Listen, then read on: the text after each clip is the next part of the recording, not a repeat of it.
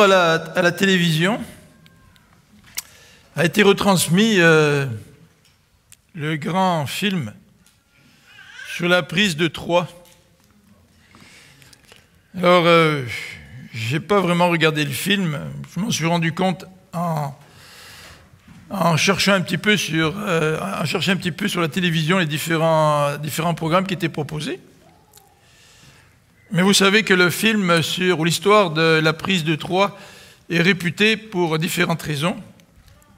Non seulement pour la beauté d'une princesse, mais aussi pour ce qu'on appelle le cheval de Troie. Vous vous rappelez ce que c'est que le cheval de Troie? À un moment donné, les Grecs font le siège de la ville, et après un certain temps, ils décident, entre guillemets, de partir. Et les habitants de Troie viennent visiter le camp des Grecs, il n'y a plus personne. Mais sur le rivage, il y a un cheval, un immense cheval. Et les habitants de Troie décident de prendre le cheval et de l'amener à l'intérieur des murs de la ville. Et vous connaissez certainement l'histoire. Malgré les réjouissances, les fêtes, malgré la sécurité que les habitants de la ville pouvaient ressentir à cette époque-là, croyant que les Grecs avaient levé le camp et étaient rentrés chez eux, eh bien, des soldats grecs étaient dans le ventre du cheval de Troie qui était construit en bois. Et à l'occasion de la nuit, eh bien, ces soldats sont sortis du cheval, ils ont ouvert les portes de la ville, et les Grecs qui étaient en embuscade sont rentrés et ont pris la ville de Troie. C'est un très bel exemple d'une fausse sécurité. Nous avons tous besoin de sécurité, n'est-ce pas? Le premier endroit sécuritaire pour nous, c'est notre maison.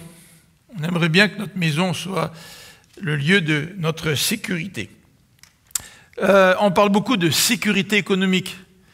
C'est important pour nous d'avoir un travail, de pouvoir subvenir aux besoins des membres de notre famille.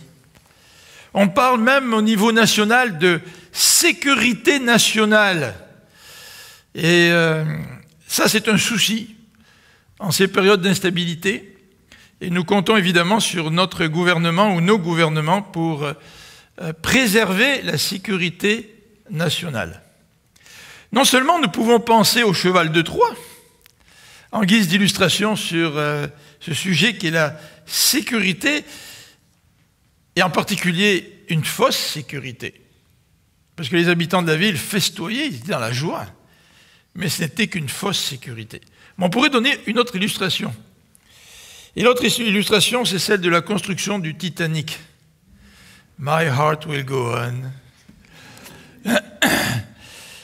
Mais vous vous souvenez que la construction du bateau était l'orgueil de l'époque.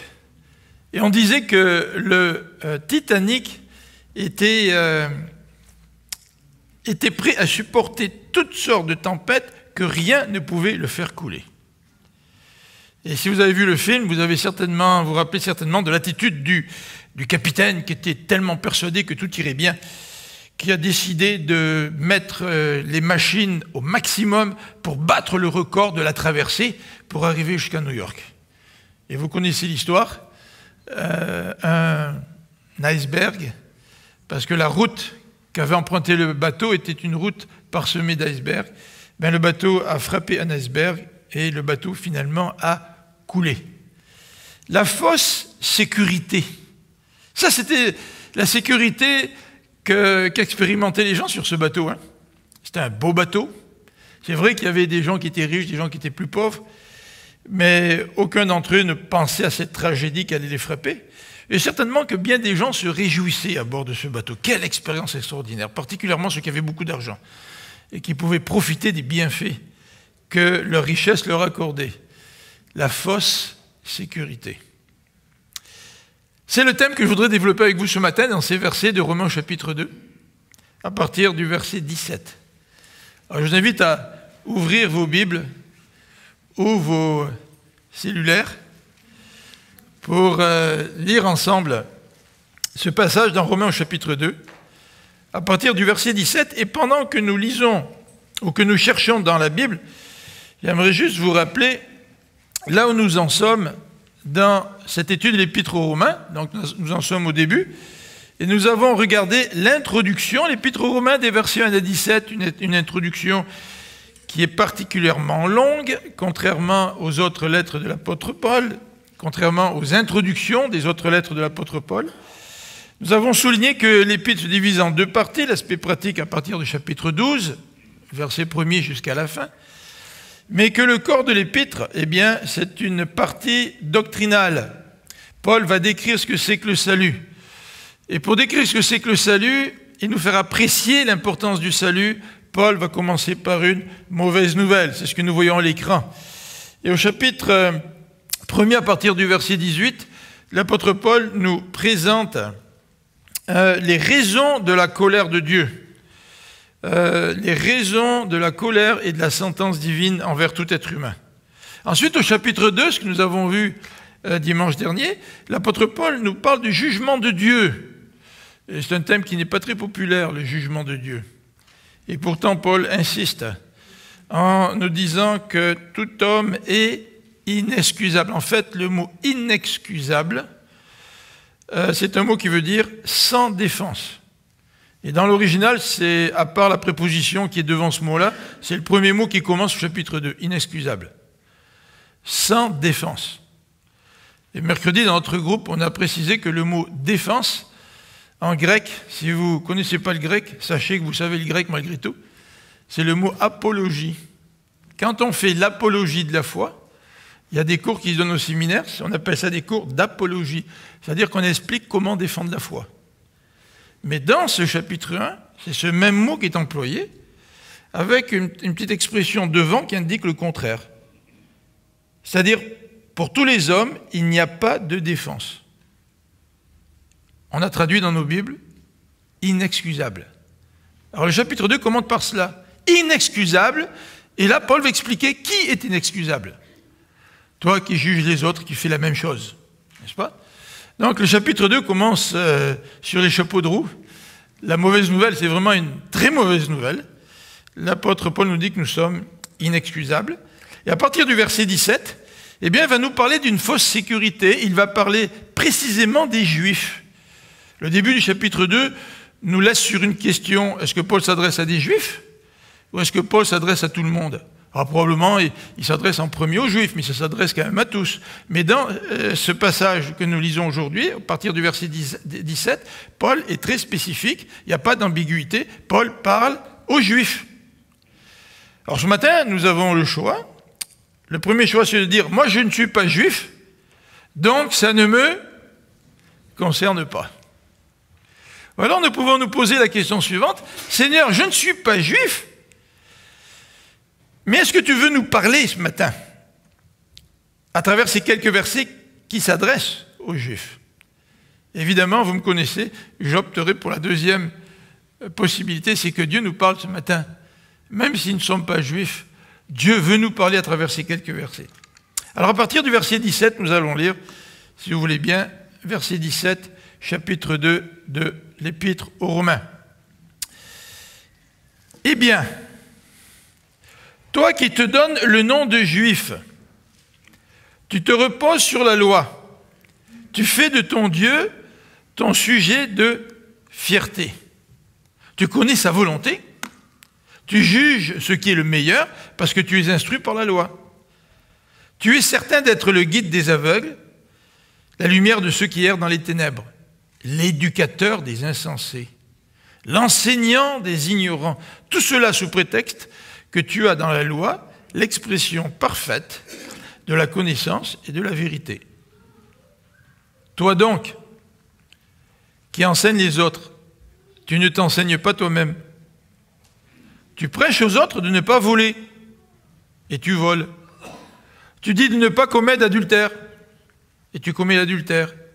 Tu as les idoles en horreur, et tu commets des sacrilèges. Tu es fier de posséder la loi, mais tu déshonores Dieu en y désobéissant. Et ainsi, comme le dit l'Écriture à cause de vous, Juifs, le nom de Dieu est outragé, ou, selon certaines versions, blasphémé parmi les païens. Assurément, être circoncis a un sens, à condition d'appliquer la loi. Mais si tu désobéis à la loi, être circoncis n'a pas plus de valeur que d'être incirconcis.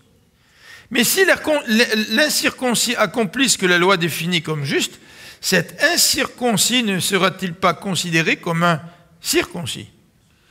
Et cet homme qui accomplit la loi, sans être physiquement circoncis, ne va-t-il pas te condamner, toi qui désobéis à la loi, tout en possédant les Écritures et la circoncision? Car ce n'est pas ce qui est visible qui fait le juif, ni la marque visible dans la chair qui fait la circoncision, mais ce qui fait le juif, c'est ce qui est intérieur. Et la vraie circoncision est celle que l'Esprit opère dans le cœur, et non celle que l'on pratique en obéissant à la lettre de la loi. Tel est le juif qui reçoit sa louange, non des hommes, mais de Dieu. Je ne sais pas si nous comprenons l'aspect révolutionnaire de ce passage. Et certainement que ces paroles de Paul devaient être une bombe pour les Juifs à l'époque. Et c'est un petit peu ce que nous allons voir à travers l'étude de ces quelques versets, alors que Paul veut nous présenter une fausse sécurité. Vous savez, si vous passez près d'une maison et que vous voyez du feu qui sort du toit de la maison, vous allez sonner à la porte, vous allez peut-être même pas prendre le temps de sonner, vous allez peut-être rentrer direct, et vous allez peut-être voir des gens qui sont bien assis devant la télévision en train de regarder la victoire des prédateurs. Ben, je sais pas, est-ce que vous prenez pour les prédateurs maintenant que le Canadien est éliminé? Parce qu'il y a un bon joueur chez les prédateurs, c'est Piquet Souban. Et là, vous pouvez être en train de regarder le hockey tranquillement, en vous sentant en sécurité, puis quelqu'un vous dit « Il faut que vous sortiez tout de suite de la maison, il y a du feu qui sort de votre toit. » Ben, quelle va être votre réaction? Tu sais, je ne peux pas. Et le plus grand service qu'on pourrait vous rendre, c'est de vous sortir de votre sécurité, parce qu'il y a un véritable danger qui vous menace. Et en fait, vous croyez en sécurité, alors que dans le fond, vous ne l'êtes pas. Et je crois que l'apôtre Paul rend un très grand service aux Juifs en essayant de leur faire prendre conscience qu'ils expérimentent une fausse sécurité. Et certainement que Paul veut aussi nous faire une grâce si nous aussi, nous nous appuyons sur une fausse sécurité. Car le danger est réel. Et ça fait partie de la mauvaise nouvelle que Paul veut présenter. Cette mauvaise nouvelle qu'il a débuté au chapitre 1er. Alors, j'ai tout à l'heure mentionné notre besoin de sécurité. Je vous ai donné l'illustration du cheval de Troie, cette ville qui se croyait en sécurité alors que le danger était à l'intérieur même des murs. Les passagers du Titanic qui se croyaient bien en sécurité alors que le Titanic a fini par couler. Mais j'aimerais en introduction élaborer un tout petit peu plus sur notre besoin de sécurité. Le besoin de sécurité éternelle est tellement fort que les êtres humains essayent de se construire une fausse sécurité. Ça fait partie de l'être humain. Et la première fausse sécurité que l'être humain se construit, c'est de s'imaginer qu'ils sont assez bons pour que Dieu puisse les accepter. Après tout, vous savez ce qu'on dit, hein? Quand je me compare, je me console, et quand je me regarde, je me désole. Et malheureusement, l'être humain, qu'est-ce qu'il fait? Il se compare. Et en se comparant, bien, il arrive à la conclusion qu'il n'est peut-être pas si mauvais que ça. Et dans le fond, dans la balance, eh bien, c'est sa bonté qui ressort. Il essaye de se construire une sécurité éternelle. Et une autre façon de le faire, c'est de dire, et vous le savez, de dire que Dieu est amour. Dieu est amour, il est tellement amour que de toute façon, son travail principal consiste à pardonner. Donc forcément, j'ai péché, tu sais, mais Dieu est tellement un Dieu d'amour qu'il va me pardonner. Et nous vivons dans cette illusion que le pardon de Dieu nous est acquis. Il nous est acquis, c'est sûr, c'est certain. Ça fait partie de la nature de Dieu que de pardonner.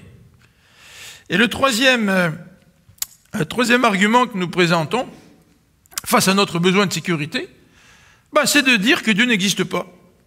Dieu n'existe pas, donc si Dieu n'existe pas, je n'ai pas besoin d'être confronté à l'enseignement de Jésus qui nous parle de sa demeure, mais qui nous parle aussi de l'enfer. Donc je n'ai pas besoin de me poser des questions quant à savoir si je vais aller soit en sa présence ou soit en enfer.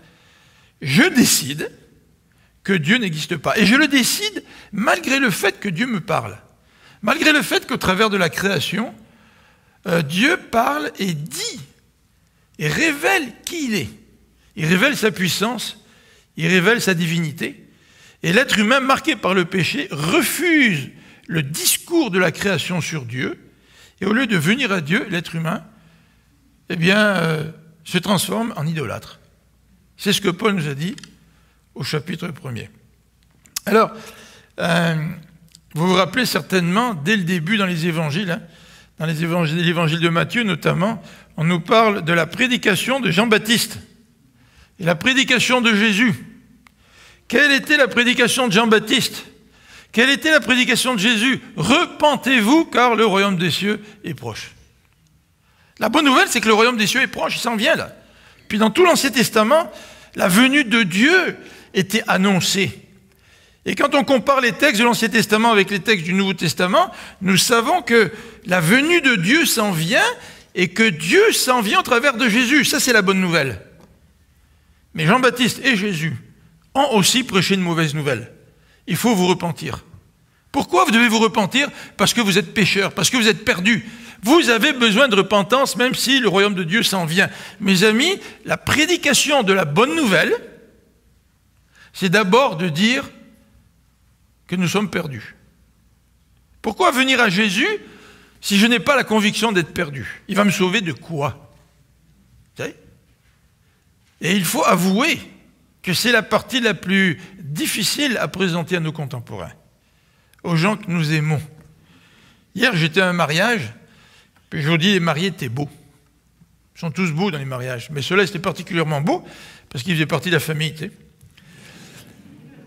Mais tout le monde est beau à l'occasion de mariage, on est tous bien habillés, on se met tous sur notre 31.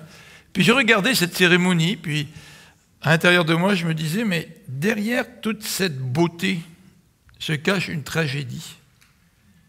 C'est que la plupart des gens qui sont là sont l'objet d'une mauvaise nouvelle. C'est que s'ils ne se repentent pas, ils ne pourront pas recevoir le salut de Jésus-Christ, aussi beau soit-il. Et ce qui nous marque dans notre société aujourd'hui, c'est l'apparence. Et comment prêcher le message de l'Évangile dans un monde qui se construit sur l'apparence extérieure. Pourtant, si nous voulons être fidèles à l'Évangile, il nous faut prêcher la mauvaise nouvelle.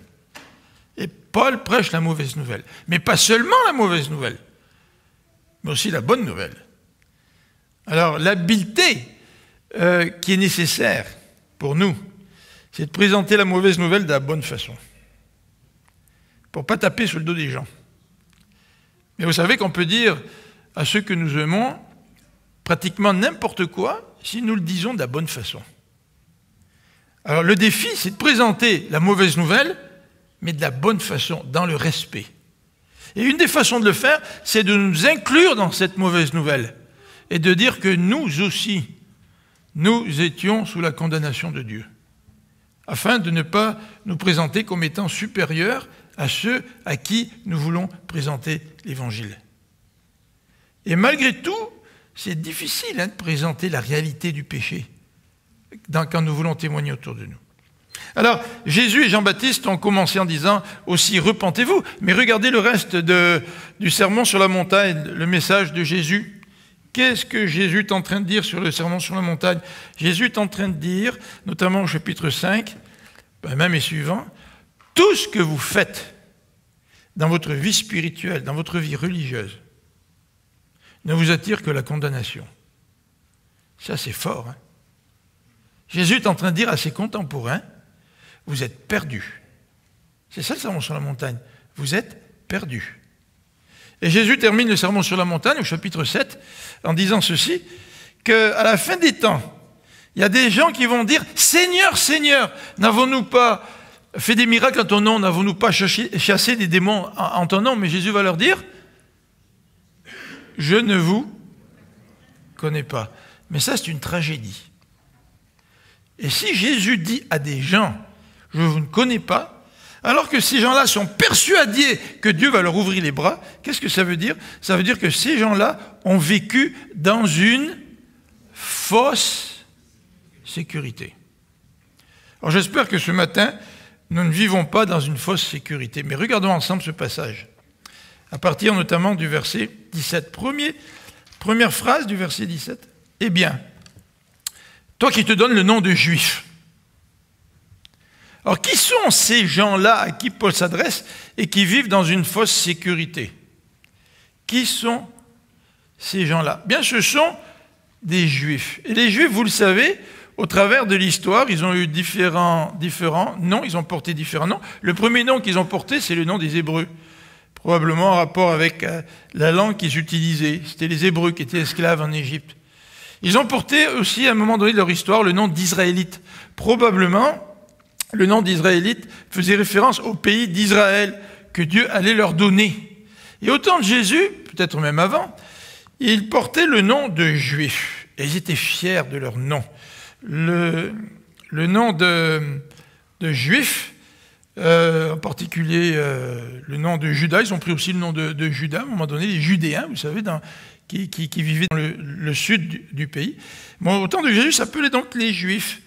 Et pour les Juifs, c'était tout un privilège et un honneur d'être appelés Juifs. En fait, la pire des insultes, c'était traiter un Juif d'incirconcis. Ah, ça, c'était insultant. Les Juifs, au travers de leur histoire, ont refusé d'être une bénédiction pour les nations de la terre. Il faut rappeler au chapitre 12, lorsque Dieu appelle Abraham, il lui dit « Toutes les nations de la terre seront bénies en toi ».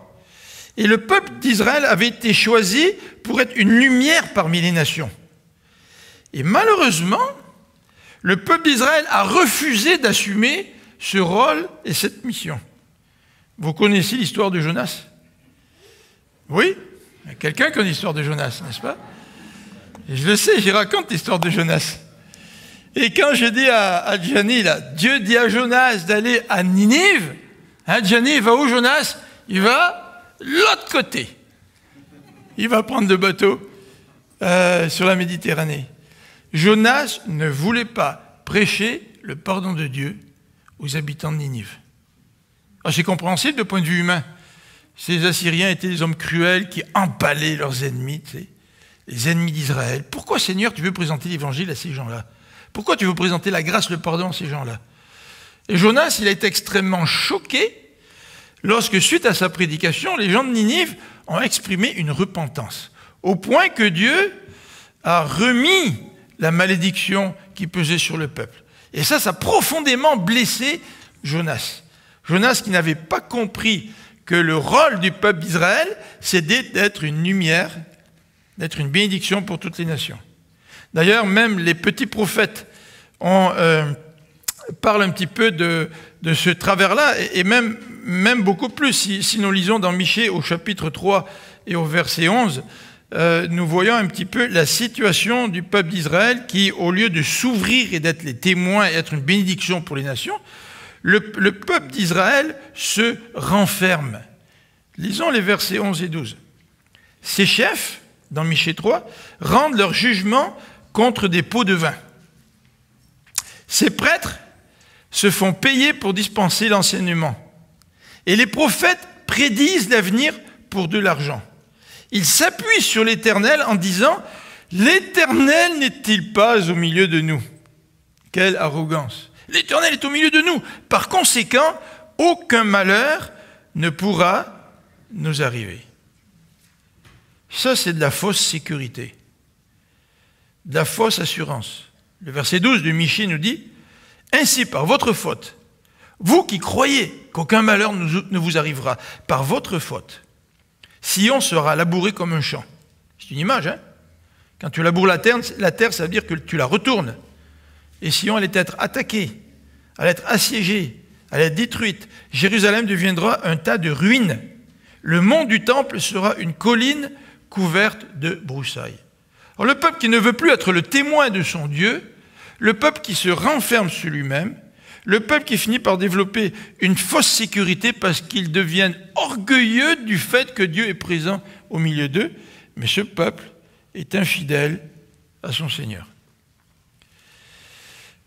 Vous rappelez certainement le texte de Jean 8, le texte de Jean 8 que nous avons regardé dans notre série sur les « je suis », quand Jésus dit « je suis ».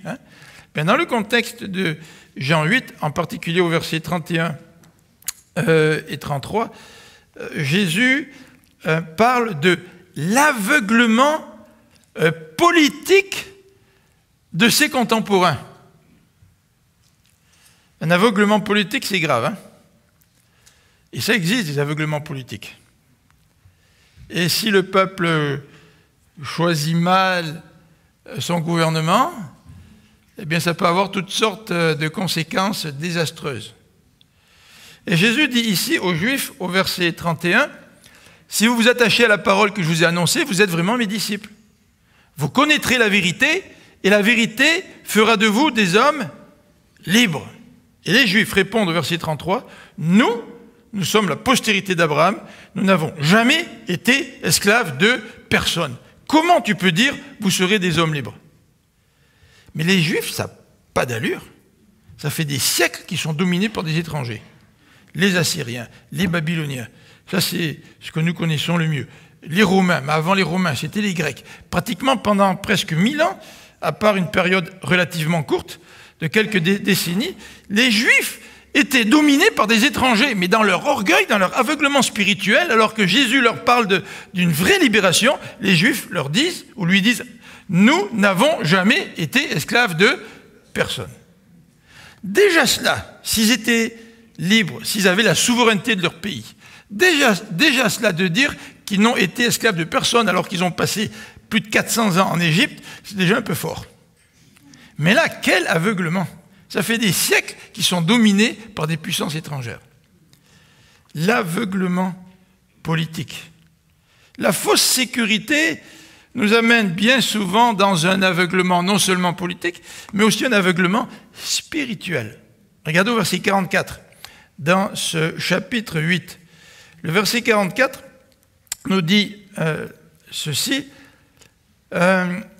Votre Père, dit Jésus, parce que ses auditeurs ne reçoivent pas son enseignement. Votre père, dit Jésus, c'est le diable. Et vous voulez vous conformer à ses désirs. Depuis le commencement, c'est un meurtrier. Il ne se tient pas dans la vérité parce qu'il n'y a pas de vérité en lui. Lorsqu'il ment, il part de son propre fond, puisqu'il est menteur, lui, le père du mensonge. Franchement, Jésus, moi je croyais que tu étais un Jésus plein d'amour. Tu n'y vas pas avec le dos de la cuillère. Quand tu dis à tes propres contemporains, aux leaders de l'époque, votre père, c'est le diable. Un aveuglement spirituel. D'ailleurs, Jean-Baptiste, au chapitre 3 de Matthieu, pour revenir à Jean-Baptiste, Jean-Baptiste n'hésite pas à traiter les pharisiens de race de vipères. Alors, et Jean-Baptiste et Jésus ont un langage assez fort. Alors j'aimerais encore une fois revenir là-dessus. Si nous voulons être des bons témoins de Jésus-Christ, il nous faut présenter la mauvaise nouvelle. Mais comment présenter la mauvaise nouvelle? Vous savez, parfois, nous présentons la mauvaise nouvelle avec une attitude de juge. Je vous ai déjà parlé il y a quelque temps, là, je ne me rappelle plus quand, mais en tout cas, certains d'entre vous allez sûrement vous en rappeler, de ce collègue, de ce frère au séminaire à Toronto, qui prêchait l'Évangile. Il allait dans les rues, dans les parcs, puis prêchait l'Évangile. Et quand il prêchait la condamnation de Dieu, ah, je te dis là, tu avais son doigt qui était pratiquement dans le nez de son auditeur, tu sais. Puis il prêchait avec conviction. Oui, il avait une conviction, mais c'est un manque de respect. C'est un manque d'amour. Et le fait de prêcher la vérité ne nous exclut pas de la prêcher avec amour et de la prêcher de la bonne façon. Et c'est à nous à trouver des moyens, même parfois des moyens créatifs, pour présenter la réalité du prêché. Mais il n'y a pas de bonne nouvelle, il n'y a pas de bon témoignage si on ne prêche pas la réalité du péché. Nous sommes pécheurs, nos contemporains sont pécheurs, je suis pécheur. Alors ici, Jésus, Jean-Baptiste et Paul nous en donnent l'exemple. Mais continuons dans notre texte, à partir du deuxième partie du verset 17, jusqu'au verset 24, que j'ai regroupé sous le titre suivant, « La fausse sécurité à cause de la connaissance de la loi ». Ah, les Juifs ont une connaissance de la loi. Alors, si vous lisez au verset 17 de Romains chapitre 12, Romains chapitre 2, verset 17, le texte nous dit ceci. « Toi, qui te donnes le nom de Juif, tu te reposes sur la loi. Tu fais de Dieu ton sujet de fierté, tu connais sa volonté, et tu juges ce qui est le meilleur parce que tu es instruit par la loi. » Donc il y a plusieurs fois l'utilisation du mot loi, puis des mots reliés à l'enseignement. Donc c'est clair qu'un élément fondamental dans cette fausse sécurité des Juifs, c'était la connaissance de la loi. Et le verset 17b nous dit très clairement qu'il se repose sur la loi. Alors, se reposer sur la loi, ça ne veut pas dire simplement que tu la connais, mais ça veut certainement dire aussi que tu penses l'accomplir. Ça veut certainement dire que tu es fier d'avoir la loi. Et le verset même précise en rapport avec Dieu, non pas simplement en rapport avec la loi, mais en rapport avec Dieu, tu fais de Dieu ton sujet de fierté. Ben, quand on lit ça, on se dit, bon, il n'y a rien de mal de faire de Dieu notre sujet de fierté. En fin de compte, l'apôtre Paul, même, il se glorifie dans la croix de Jésus. Et pourquoi ne pas faire de Dieu un sujet de fierté? Oui, nous pouvons être fiers de Dieu, mais être fiers de Dieu de la bonne manière. Et ces Juifs, ici, non seulement ils se reposaient sur la loi, ils faisaient de Dieu leur sujet de fierté, mais ils connaissaient la volonté de Dieu. Ça, c'est important. Paul va dire au chapitre 12, connaître la volonté de Dieu, c'est très important. Hein, d'être renouvelé par notre intelligence pour connaître la volonté de Dieu. Ça, c'est très important, connaître la volonté de Dieu. Et les Juifs, eh bien, prétendaient connaître la volonté de Dieu. Même si Jésus leur dit, tu prétends connaître la loi, mais tu ne connais pas l'esprit de la loi. Tu prétends que tu n'es pas un meurtrier, mais si tu dis raka à ton frère, tu te mets en colère contre ton frère, en fait, tu es meurtrier dans ton attitude, dans ton cœur. Et vous connaissez différents exemples que Jésus a donnés dans le Sermon sur la montagne, qui montrent aux Juifs qu'ils pensent connaître la loi, ils pensent connaître la volonté de Dieu, mais le cœur n'est pas du tout placé au bon endroit. Alors, les Juifs, ils étaient tellement fiers d'être Juifs et fiers de Dieu, qu'ils prétendaient au verset 8 non seulement de connaître la volonté de Dieu, mais ils sont capables de juger ce qui est le meilleur. Ça, c'est une chose de connaître la Bible. C'est une autre chose que d'exercer le discernement, de savoir appliquer les principes bibliques dans telle et telle situation de ma vie, puis les situations des uns et des autres, ça change, n'est-ce pas? Et parfois, nous ne savons pas trop comment appliquer ce que nous savons de Dieu. C'est pour cela que nous nous tournons vers des frères ou des sœurs qui ont un meilleur discernement. Le discernement, c'est ce qui te permet de décortiquer les choses pour savoir comment appliquer la parole de Dieu dans ta vie. C'est ça, avoir du discernement. Et les Juifs prétendaient avoir du discernement. Et l'apôtre Paul leur dit, toi, Juif, qui prétends connaître la loi, connaître la volonté de Dieu, avoir du discernement, eh bien, ton fruit, le fruit de cela, regardez au verset 19, tu es certain d'être le guide des aveugles, la lumière de ceux qui errent dans les ténèbres, l'éducateur des insensés, l'enseignant des ignorants, tout cela sous prétexte que tu as dans la loi l'expression parfaite de la connaissance de la vérité. Eh bien, le fruit de tout cela, c'est l'arrogance. L'arrogance.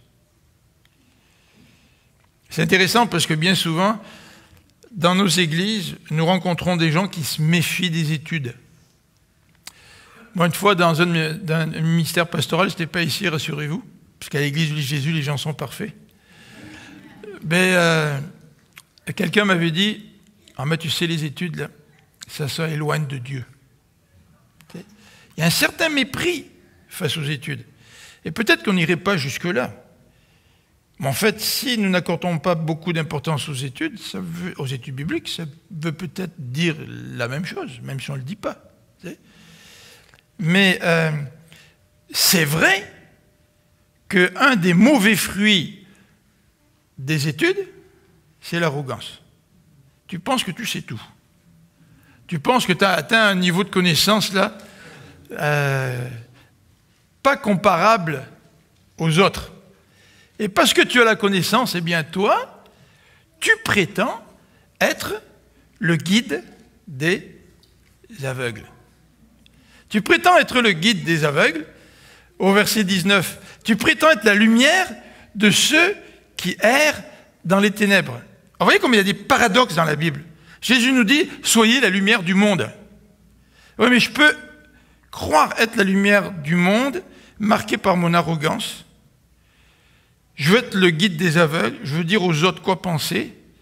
Alors que quand Jésus me dit d'être la lumière du monde, Jésus me dit d'abord, sois la lumière du monde en vivant ta foi chrétienne. C'est sûr que Jésus nous demande d'enseigner, de communiquer, mais certainement pas avec arrogance. Et on dit toujours que dans les cours sur la communication, qu'il nous faut gagner le droit de parler à quelqu'un. Alors si tu veux gagner le droit de parler à quelqu'un, ça veut dire que tu vas entreprendre une relation avec la personne qui se caractérise par l'humilité, même si tu sais, ça se peut que tu saches là, mais qui se caractérise par l'humilité et qui comprend aussi ce que disent les proverbes. Reprends un insensé parce que tu peux peut-être le gagner, mais les proverbes disent aussi, ne reprends pas un insensé, ça ne vaut pas la peine. Donc est-ce que les proverbes se contredisent? Ou les proverbes sont là pour nous dire, écoute, si tu veux parler à un insensé, il faut que tu utilises de la sagesse et du discernement. Il y a des situations où la porte est ouverte. C'est l'occasion de dire ce que tu sais. Il y a d'autres situations, peut-être ça ne vaut même pas la peine de le dire. Peut-être que ce n'est pas le temps. Et Dieu nous demande d'avoir de la sagesse. Mais toujours est-il, ces Juifs se prétendaient être le guide des aveugles, se prétendaient être la lumière de ceux qui errent dans les ténèbres, et en particulier ceux qui erraient dans les ténèbres, c'était les païens. Et la dernière expression au verset 20, être un éducateur des insensés, les païens aussi qui étaient insensés, et l'enseignant des ignorants ou des petits-enfants, comme semble suggérer l'original, c'est-à-dire ceux qui ne savent pas vraiment, ceux qui n'ont peut-être pas la maturité.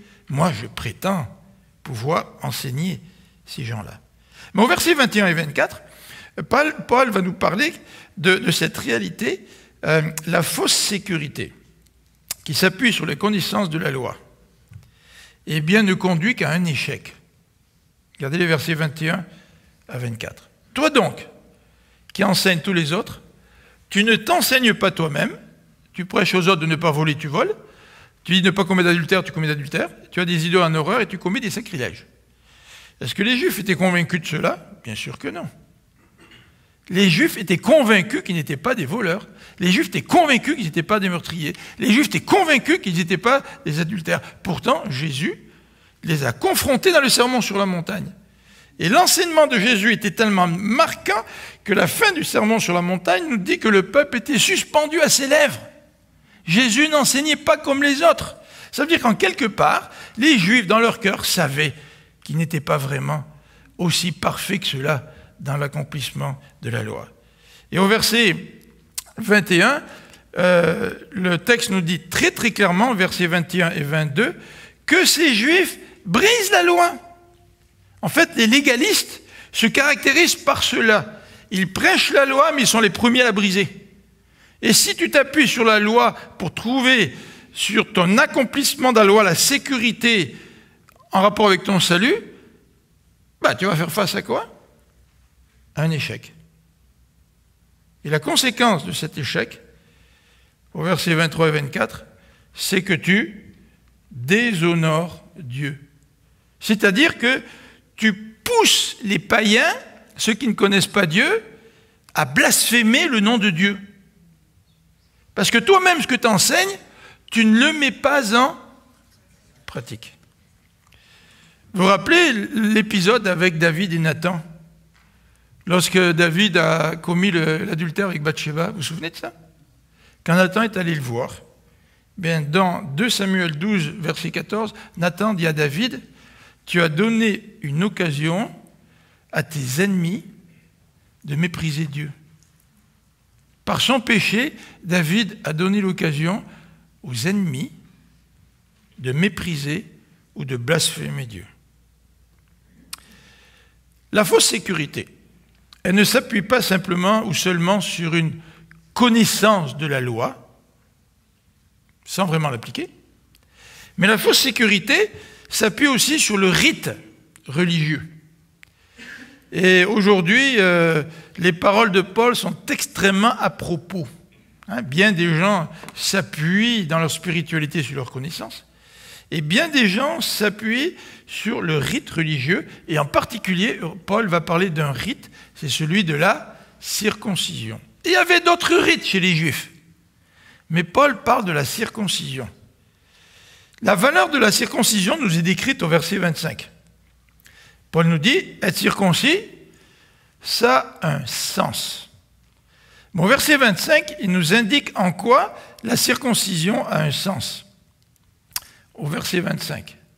Le verset 25 dit ceci, à condition d'appliquer la loi. Hier, quand le couple s'est marié, à un moment donné, on leur a présenté les alliances, vous savez, là. Et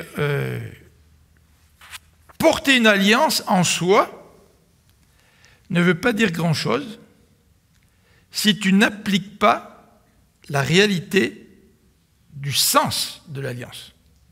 Alors quand on dit au couple, vous allez maintenant procéder à l'échange des alliances, eh bien on dit toujours une petite phrase quand on est célébrant, comme quoi cette alliance est le symbole de l'engagement qui vient d'être pris. Un objet, un rituel en soi n'a pas de valeur. La valeur du rituel vient de notre attitude de cœur. Et l'apôtre Paul dit, la circoncision a un sens, mais à condition d'appliquer la loi.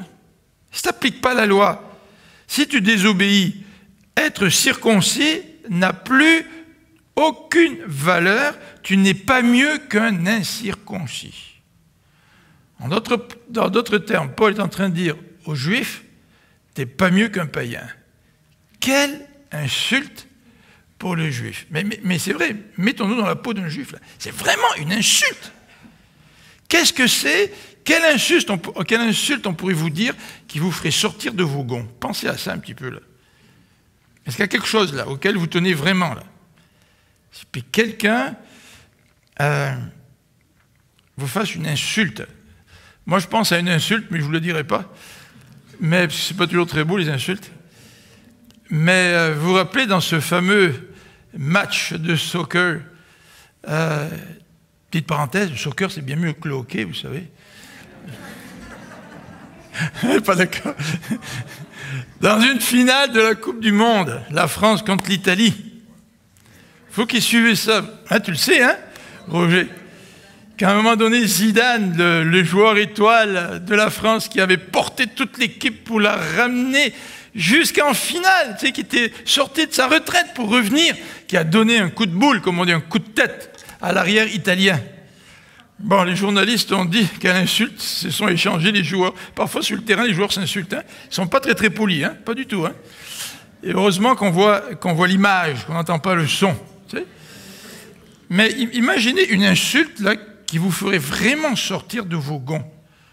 Ben, c'est un peu ça que peuvent ressentir les Juifs à ce que Paul est en train de dire.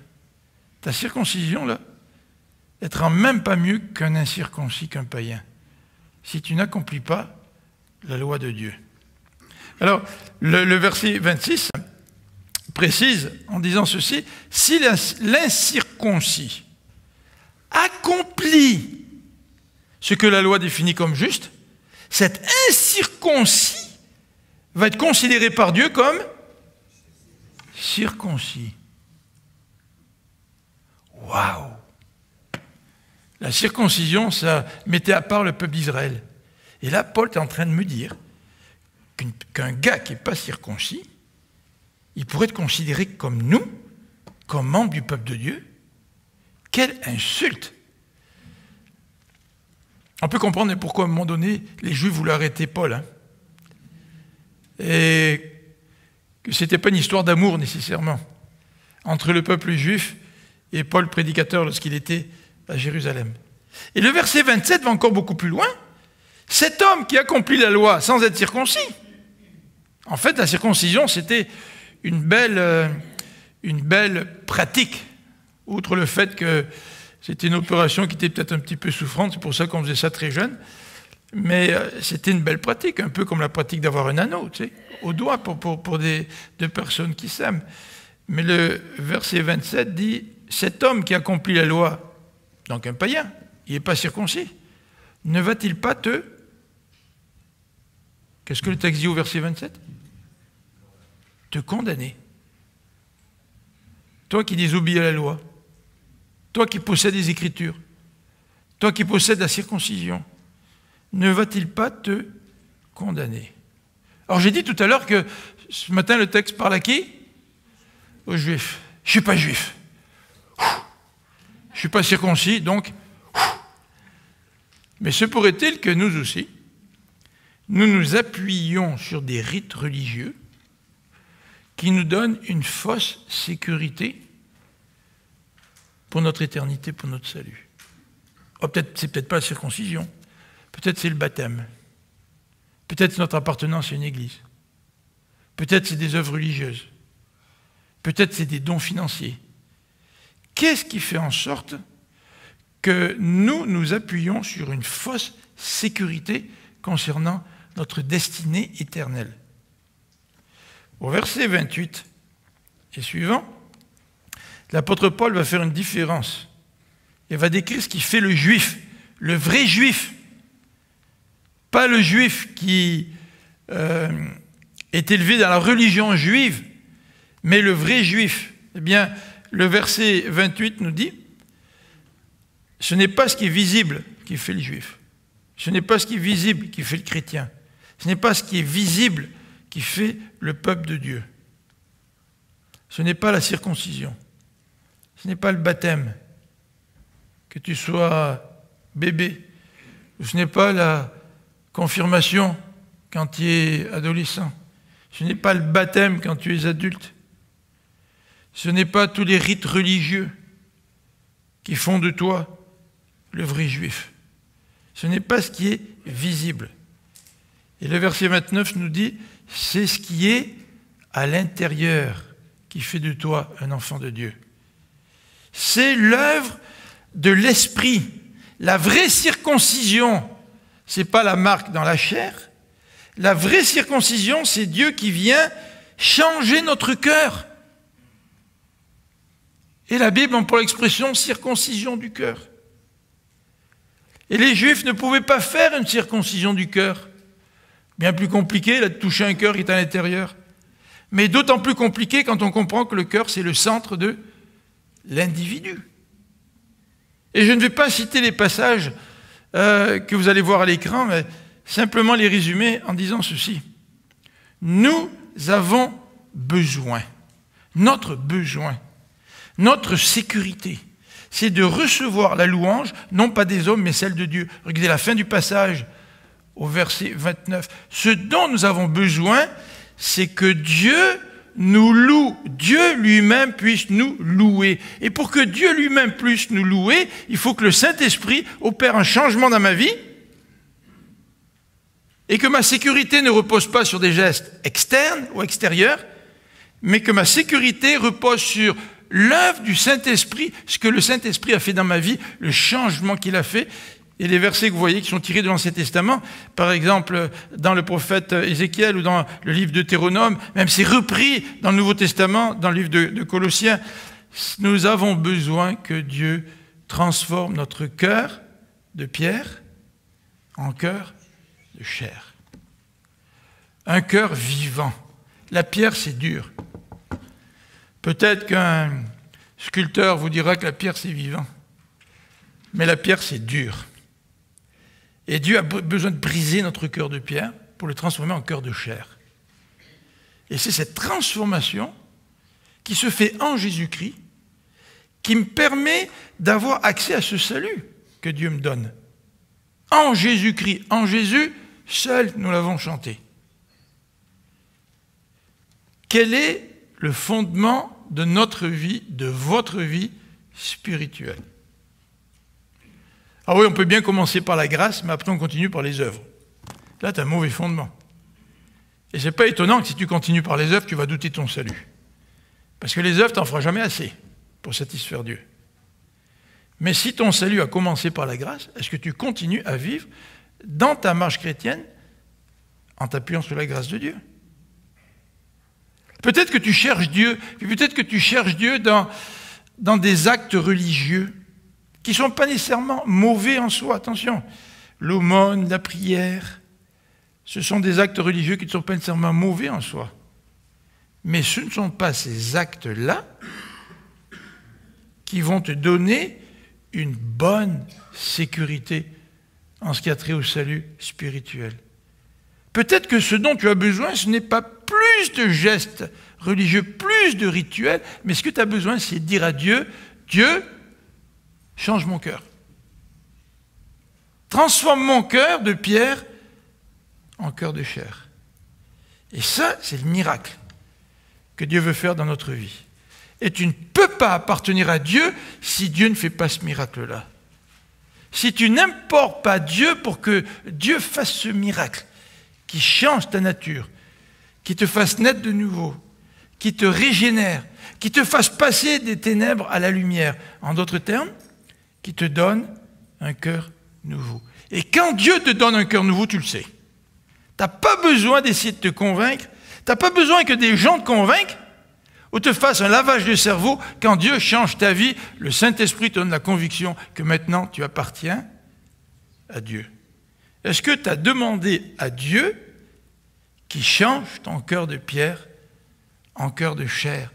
C'est ça la véritable assurance de la merveilleuse bonne nouvelle de Jésus dont nous allons parler dans peut-être une couple de dimanche. Je vais demander à Sem de bien vouloir s'avancer, s'il vous plaît, pendant qu'on prie.